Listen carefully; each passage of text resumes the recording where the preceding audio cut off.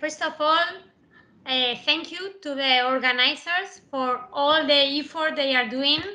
Thank you to all the participants for being here. I hope you are enjoying the school, you are enjoying the experience, and you are enjoying our city, at least partially, and our university. So as Silvia mentioned, so my name is Isabel Cordero Carrion.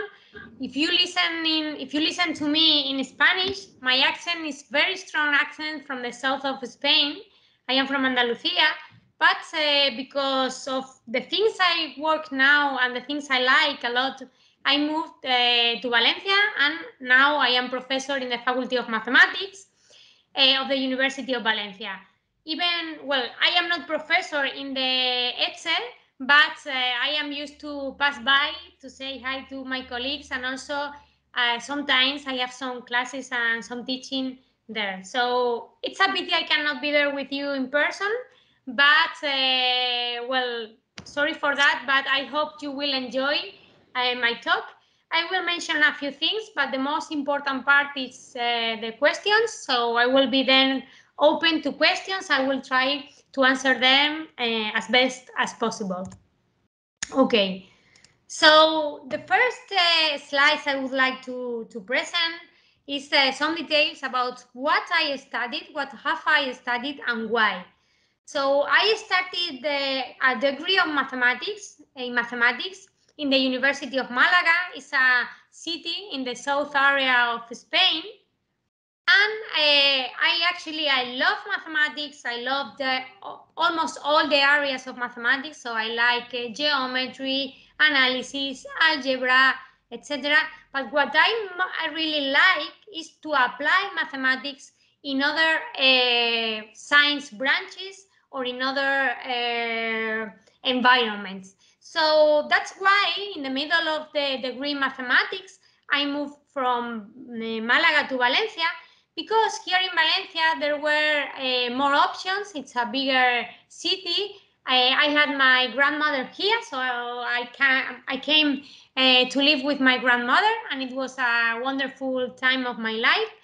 And then I finished here the degree in mathematics, and I decided in the last year of the degree I took lessons of geometry, of analysis, but also about relativity, astrophysics, fluids. So I really took a lot of different things, and I decided to start a PhD thesis, a doctorate in astrophysics.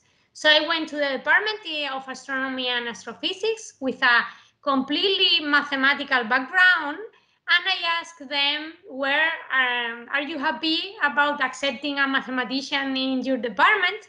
And actually it was a wonderful combination, because there are a lot of areas in physics, in particular particle physics, theoretical physics, but also astrophysics, where the mathematical background I had, it was very important. So I did my PhD thesis in astrophysics, studying formalisms of Einstein equations and applying numerical methods in order to solve these equations numerically, and working in simulations and development of numerical methods and these kind of things.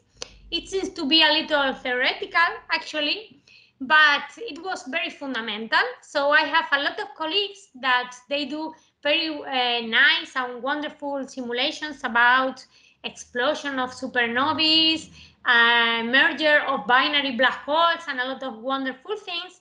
But behind those simulations, there are a lot of fundamental mathematical aspects and numerical aspects that you need to take into account. So after my PhD thesis here in the University of Valencia, I was in other countries. So I was in Germany, in a place called Garching, very close to Munich, in the Max Planck Institute of Astrophysics. Then I was there like 2 years and a half. Then I was a researcher in the Observatoire de Meudon, very close to Paris in France. And then I was also 1 year in Belgium in several universities. So after, this European trip, I went back to Valencia with a contract, with a teaching contract, 5 years. And since 2 years ago, I have a permanent position as professor. So in all my career, I basically keep working the same fields. But in the last, I would say 5-6 years, I was very involved in the area of gravitational waves in astrophysics. So you may have listened about this announcement of wonderful signals coming from the universe from different scenarios. So I just wanted to share with you, this is a picture of the Observatory of Gravitational Waves, the European one. There are 3 observatories all around the world taking data, 2 in USA and 1 in Europe. Here, the one in Europe is very close to Pisa. So if you go to visit the Tower of Pisa, you can also visit our observatory Virgo. There is another observatory in Japan called Kagra, and there are more observatories. But in the last years, these observatories were able to start to detecting new signals coming from the universe.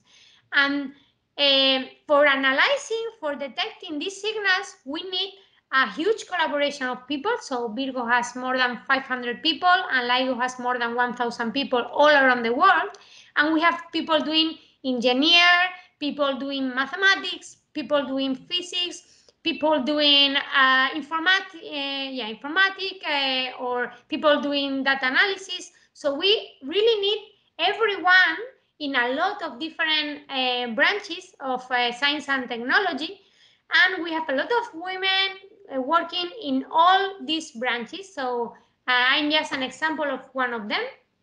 I keep working in these simulations, numerical simulations, analyzing also some data analysis of the signals.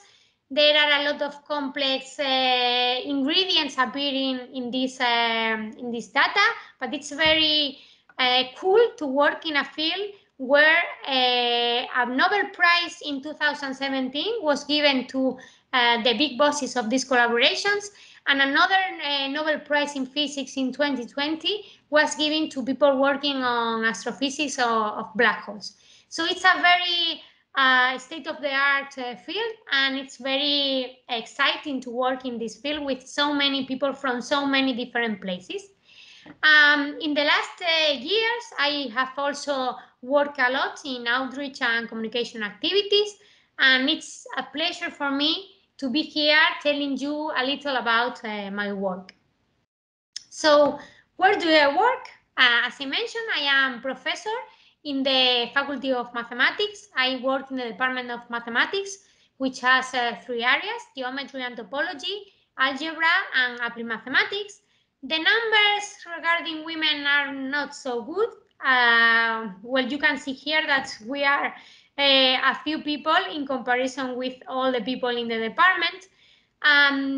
These numbers, some years ago, I was wondering myself, oh, these numbers must increase, but I think there are a few reasons to see with a little of worry that in mathematics in particular, the percentage of women is decreasing.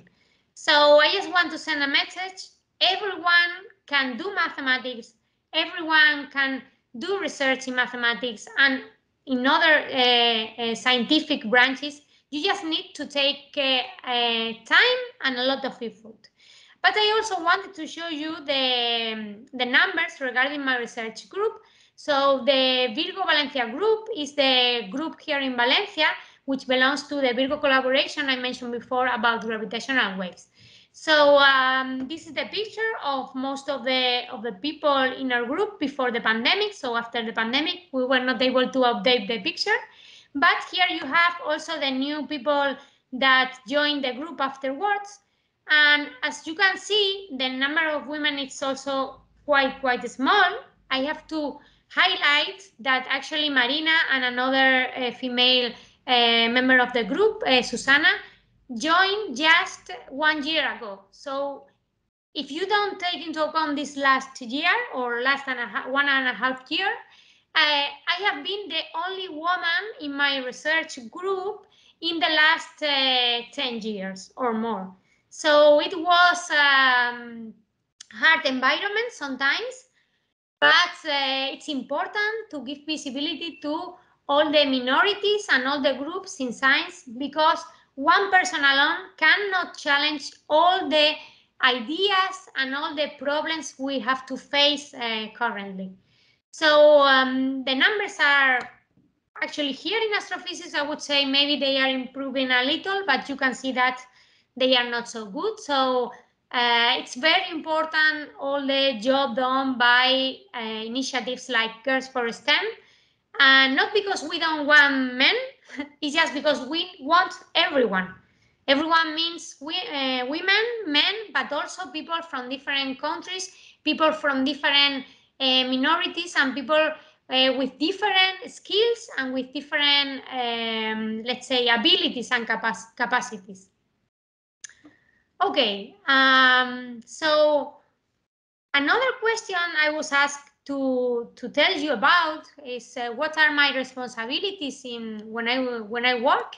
So I am professor in the Department of Mathematics, and I have a lot of teaching. So one of the things that most of the students think, so you are teaching, but this is the only thing you do. Okay, I do a lot of teaching, really, but this is not the only thing I do, even if I like it very, very much, because working with students, it's very demanding, but it's also very interesting, and you have very, very good questions sometimes. So apart from that, I do research in applied mathematics and data analysis as member of the group in Valencia, belonging to the Virgo collaboration.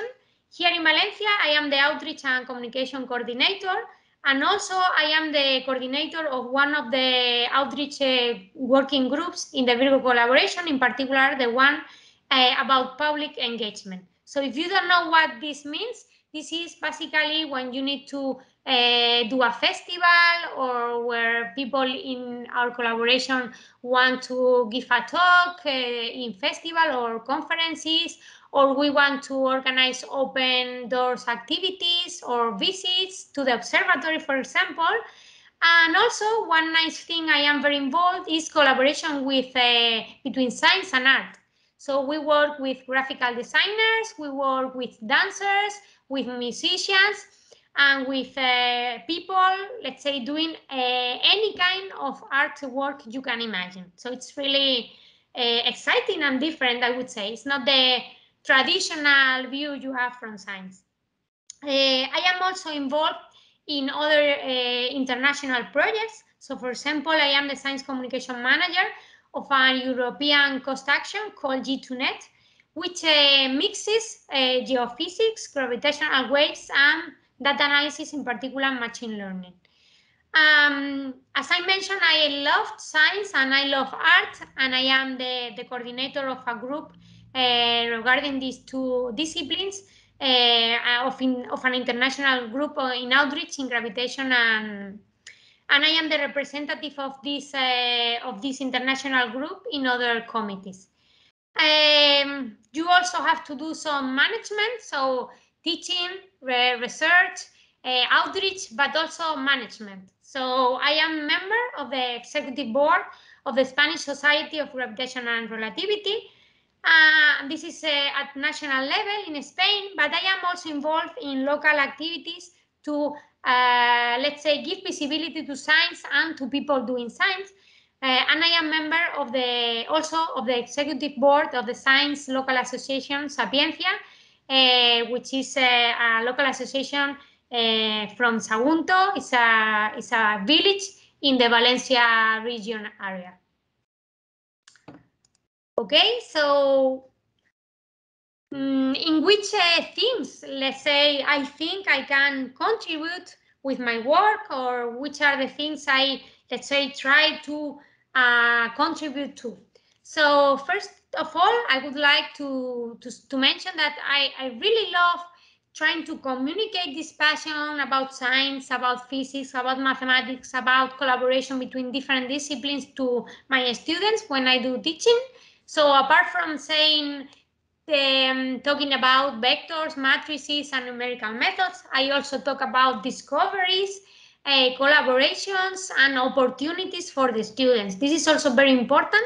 You have a lot of opportunities, and sometimes you are not aware of them. I love to, let's say, contribute in playing and understanding the complexity of the relation between objects. And also I love to well, this is basically mathematics. When you say mathematics, you think you're working something very, very complicated, very complex, very abstract. But at the end, what you are doing is playing with different objects and trying to see which are the relations between them. So I try to use algorithms to numerically solve the very complex problems. So for example, if you want to solve Einstein equations or modeling fluids of a star or of a river or, well, a lot of things, sometimes it's not possible to analytically solve the equation. So you need computers and you need algorithms. So I love working in this field and providing numerical methods to other colleagues in order to be able to solve these complex equations. I love something which is particularly associated to science, which is explore phenomena which nobody has ever seen and be part of a huge team. And the moment we discovered the first gravitational wave with our observatories, we were the first human beings able to see that signal. And this is just wonderful. Be part of something much bigger than you and be part of something new, exciting. It's amazing. And also I would like to mention the fact that I love to communicate the general science, but also the recent discoveries to the society. So I have been part of the organization of press releases, press conferences. I talk a lot with journalists, with media, radio, television. And I just want to put here a picture which was a collaboration between a Valencian graphical designer and myself for the announcement of one of our gravitational wave signals. Okay, so in the last part, I think one important point that we are starting to be more and more worried, but also more and more aware, is the importance of the Sustainable Development Goals. So every of these SDG matters, but not only independently, we need to have a very global view of all the necessities. This pandemic era has shown us that we are not disconnected from the rest of the world. Everything that we do affects the rest of the people, and everything the rest of the people does affect us. So we need to really think in a very global way and take into account all these challenges. We can face them, but we need to be together and we need to act now. In particular, there are a few SDGs which are quite related to the work I do, and I just wanted to mention a few ones. Quality education. Maybe the most wonderful weapon we have is education.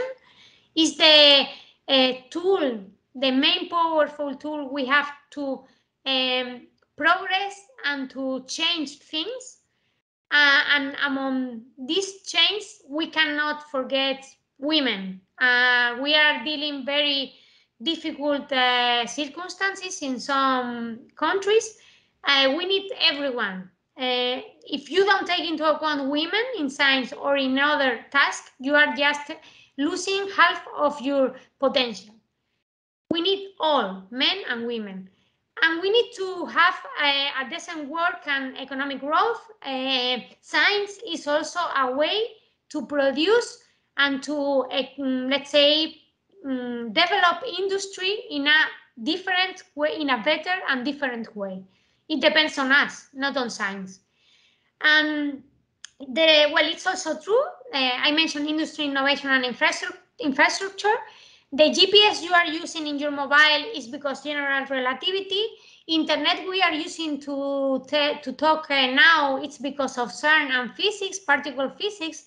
And there are a lot of innovation that comes from basic science. So don't forget basic science because they are the applications of the future. Most of the experiments and technology we use are not in the space. Some of them are in satellites, but most of them are in our planets, and we need to take care about them, but also we need to take care about the place we live. So science development in science has to be sustainable with all the development of our own planet. And yes, I would like to say something: peace, justice, and strong institutions. I mentioned that we are more than 2,000 people working in this LIGO Virgo collaboration of gravitational waves all around the world. You can imagine when you are at home with your family how difficult it is sometimes to get an agreement between 5 or 6 people. So imagine if you want to agree in a work with more than 2,000 people. We need to understand each other, we need to listen each other, we need to have a lot of empathy, and these are basic ideas and elements to be taken into account if we have a better place with peace, justice, and strong institutions.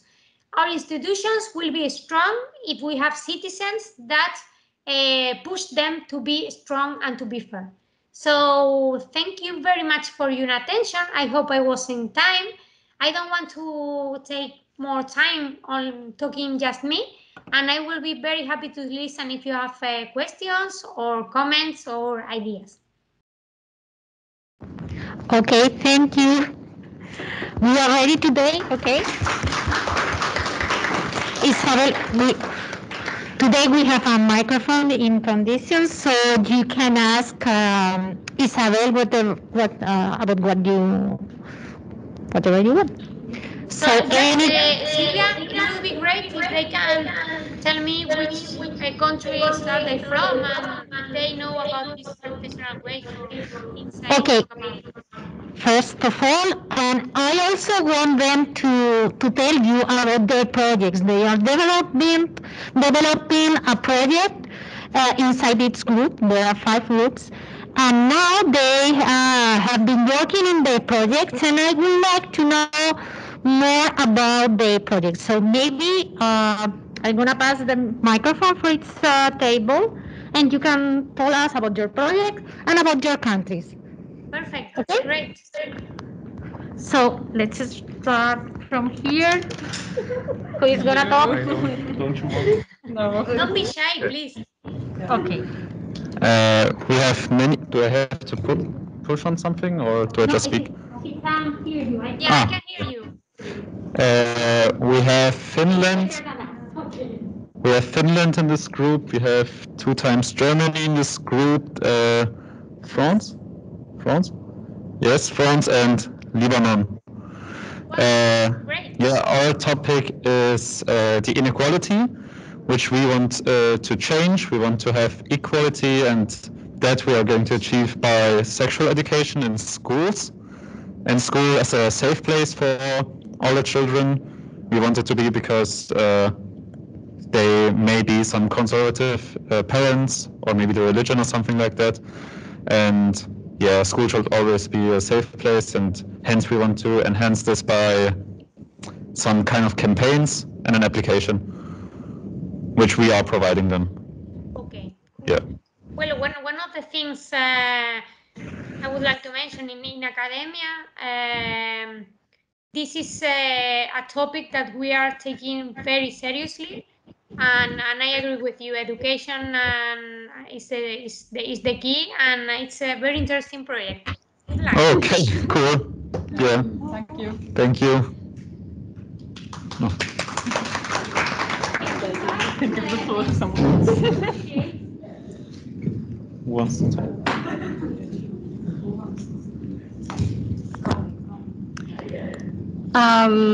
Hola.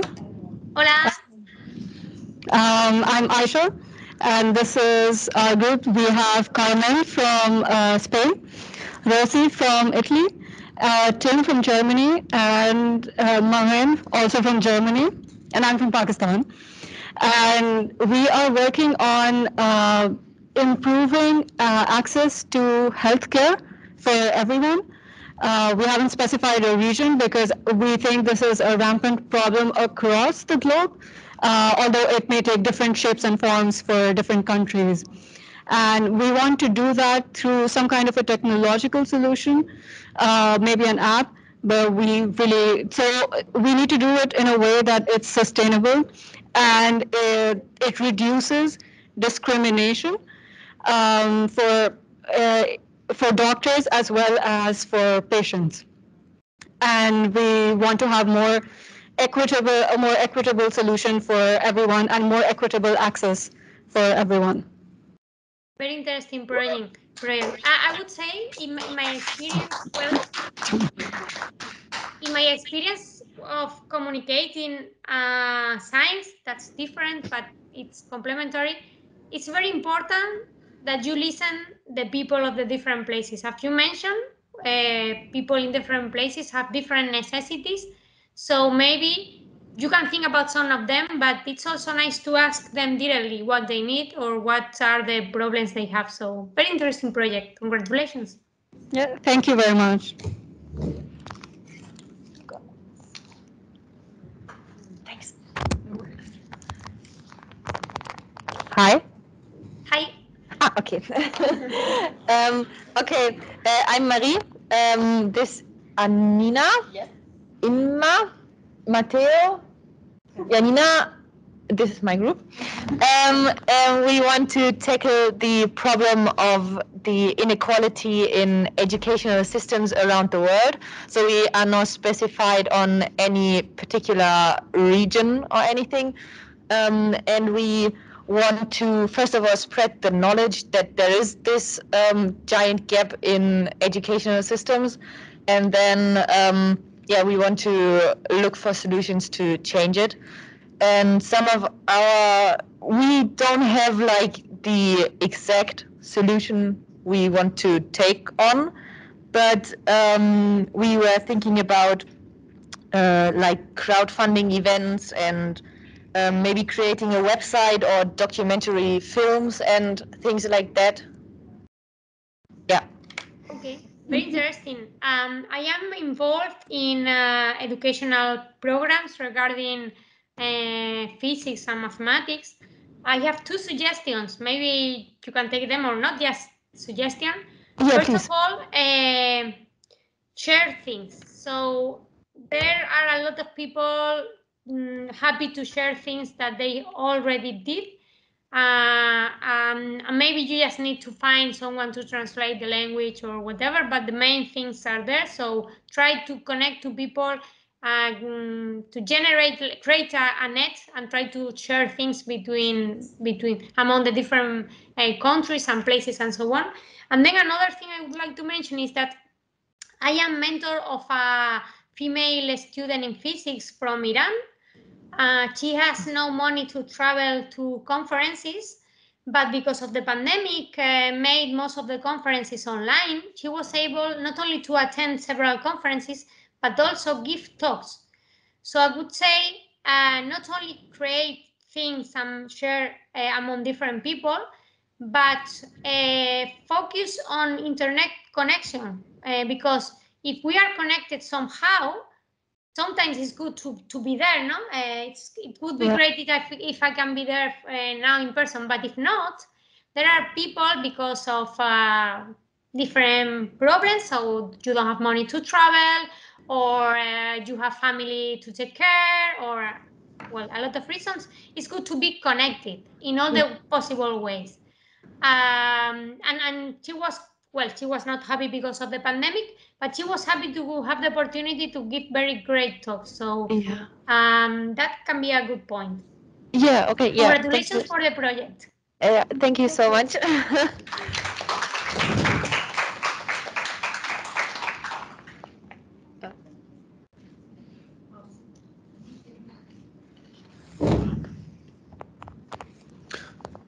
Hello. So Hi. in our group we have people from Finland, Latvia and Germany. And we are focusing on mental health education because we believe that in our society there isn't enough information about mental health, especially among kids, because it's not really discussed about, especially at least not early enough. For instance, middle school kids might be dealing with anxiety and other issues, and they might not know what's the problem. And yeah, that we're trying to come up with ideas on how to make mental health issues less stigmatized and how to spread knowledge among young people. Okay, very interesting project also. In science, there is a huge problem with mental issues, not only for kids, but also in academic, for example. I know there are studies saying that people in academy has 6 times more probability to have mental problems. So not only kids, but I also agree with you that kids are maybe the taboos for kids are even stronger. I think the first point to try to solve the problem is be aware of the problem. So we need to tell people and to tell kids about this kind of illness or problems, but not like you have a huge problem and you are like stigmatized. No, it's something that can happen to everyone, something that we need to take care at all levels. So kids, adults, academy, whatever you go, you need to take care of the people in all aspects. So you can have a pain in your back and you need to rest, but you can have this mental problem. So I think this is probably something that we are starting to address now.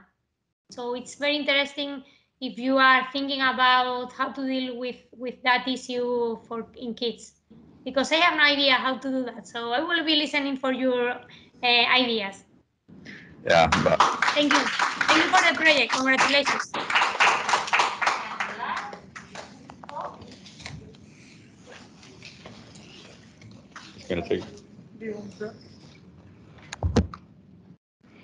Hola, my Hola. name is Gina, and in my group are Finnish, Spanish, and German people, and we choose a climate topic. We think about the emissions of fires, and we discussed the pollution from the fires of the festival in Valencia. We think about that. Okay, well, very crucial project and point, no? If we don't take care about the place we live, what we are going to have for the future. Yeah, well, here in Spain, this is a huge problem, as you may know, some of you. Fires are appearing all summers, and in 1 week you lose what you need decades to recover. So it's very dramatic. In some years, some countries, they felt, oh, this is nothing to do with us, because this is just Italy, Spain, south countries in Europe. But then you see what happened in Canada, for example, a few months ago, or you see what can happen in everyone with this climatic change. We do need to care about fires, and there are a lot of applications you can. It's especially fires, not fires. Fires. Sorry. Sorry, I thought it was fires. Okay, sorry. Can you repeat them, please, about fires? About the air pollution and the climate change, especially in the week of fires in Valencia. Okay. Sorry, I didn't catch the word. Yeah, so here I think it's also very important. Every activity, every social activity we develop, it's not out of this climate change and responsibility and so on. So here I think it will be important to think about which materials can we use, no? And well, also the tradition is a bad point, and the people who love fires. Yes. I like some things in fallas. I don't like other things in fallas, I would say. Okay, but very, very interesting project. Sometimes we think about the world, but we forget about the place we live. So very interesting, and congratulations for the project.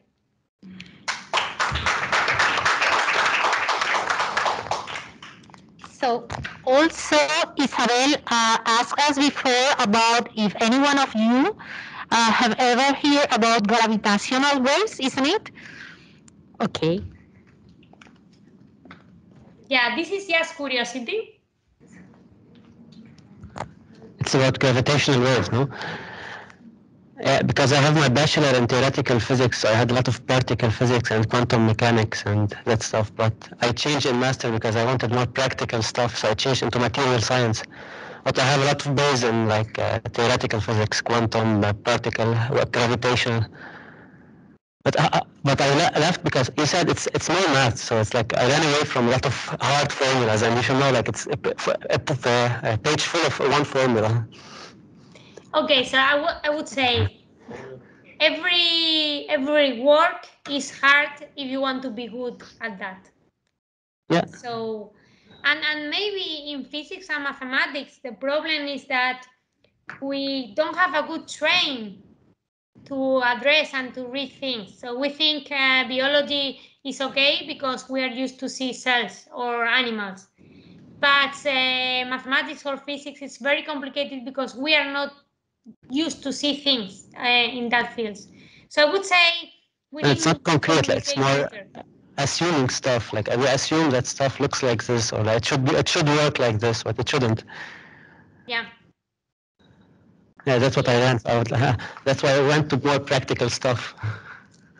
Yeah, but you know, we have the observatories, so we are also a lot of very practical things like adjusting mirrors, lasers, pendula, tubes, pipelines. So there is room for everyone, and we need everyone. So, but it's interesting. You change the line of your research. Yeah. So anyone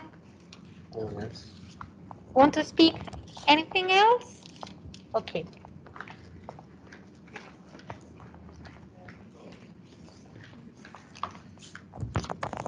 Hola. Hola. Yeah, I wanted to ask, you told us that you lived in different countries and worked there. So, yeah, what was your experience, or what did you didn't like that much, or especially as a woman in science? I was wondering. Okay. Okay. So first, I was in Germany, in France, and Belgium. In Germany, I was able to speak German. Now it's like 9 years ago, so don't make me speak German. Please, bitte. But it was a very interesting experience in Germany. There were a lot of things that I enjoyed. I was part of a little orchestra in the village I was living. I played soccer with colleagues from the institute, and I did research. So a scientist is not only doing science, but you do more things. There were a lot of things I enjoyed, and they put a lot of money in science, so it's wonderful. But there are other things like the culture that are quite different from Spain. So at some point, you expect things to happen in a different way, but that's also nice because you need to listen more and to explain yourself better in order to make everything to work. But in general, I would say it was nice and the experience was very different. Then in France, the language is closer to Spanish, and in all the places I were, I knew people, and I was quite happy. Regarding women, okay, we were not too many women in all the places I was. In Belgium, it was only almost me, maybe another girl or another woman more, but not too many. In Germany, you do have more women, but they do more observational astronomy instead of computational physics or simulations like I do. And in France, there were, well, we were more women, but in general, the number of women were, well, I mean, the number was quite small everywhere. This is changing, not so fast, so I hope it will change faster, but let's see. But the point was that in all the places I have been, I had a very good coordinator of the group. So if you have a very good coordinator in the group taking care not only about science, but also to generate a good environment in the institute, it helps a lot. So I met very good people regarding science, but also very understandable people. People worry about to create a good environment for working. And I have to mention that actually I had to face a few problems when I was back to Spain, because it also coincides with the moment I passed to be student or postdoc to try to become professor. So when you are a woman, sorry for the meme, but this is true. When you are a woman and you are a student, or let's say low profile, it's okay sometimes.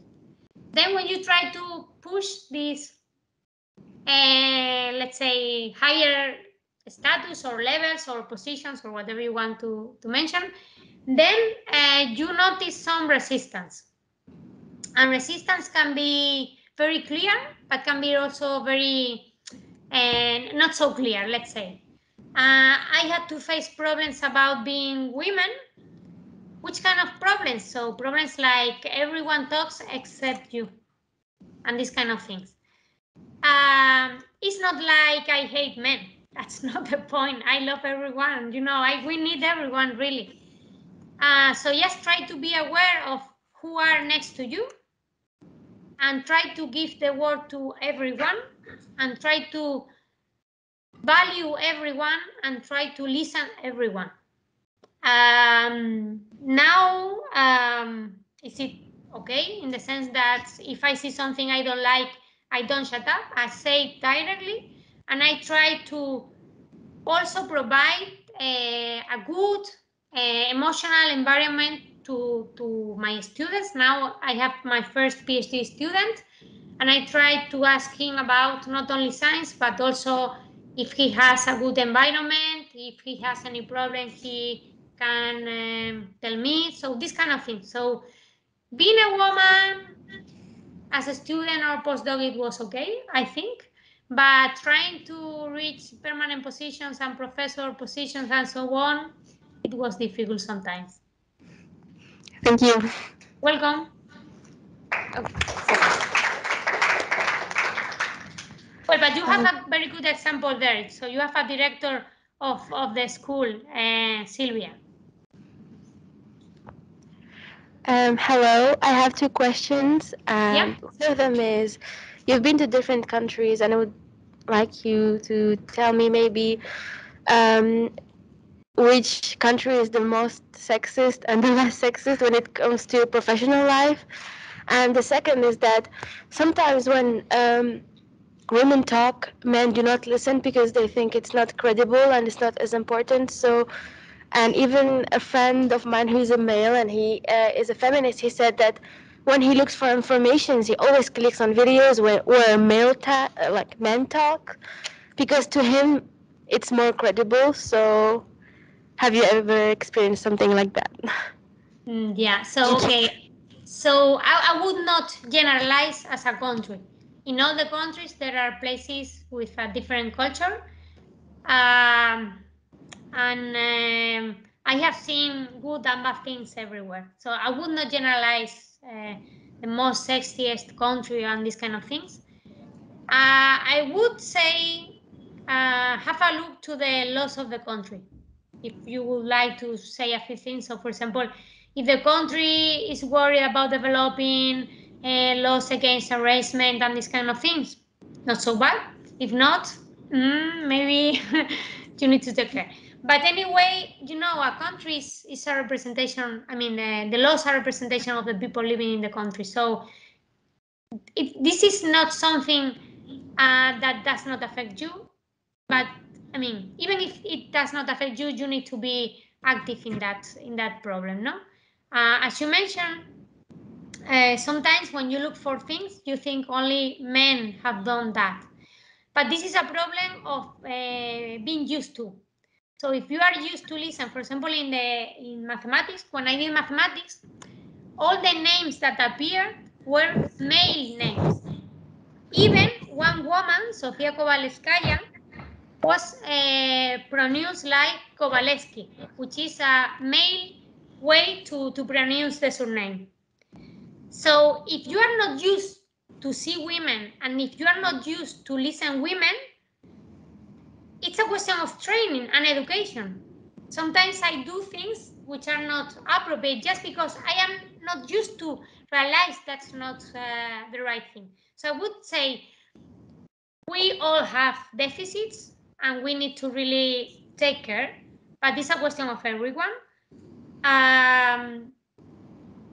Well, I don't know. I think it's education and just trying to educate yourself. No, it's not like I'm doing everything completely right in this topic. I am used to attend online conferences with some regularity, just to be aware of that. So if you see something you don't like, be polite, but say it. Try to organize conferences about the topic. Try to involve everyone in the organization and in the attendance of these conferences. And try to listen to everyone. Maybe someone is not doing something because he's not or she's not aware of that. So that's always the first step, I think. More questions? So